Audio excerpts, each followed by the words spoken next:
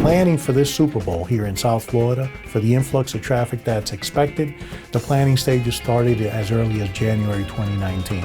This is our peak season.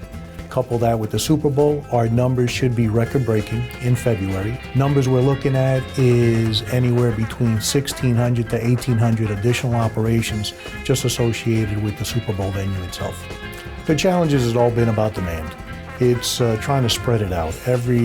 Every customer or user wants to be in Friday for the Super Bowl, or at least Saturday and Sunday, and then depart on Monday at the same time. What we did is we collaborated with the NFL for the parking reservation program. We created some different routes, swapped some of the transition areas, arrival and departures, so we will be initiating some more traffic management initiatives. We're excited. We are extremely confident.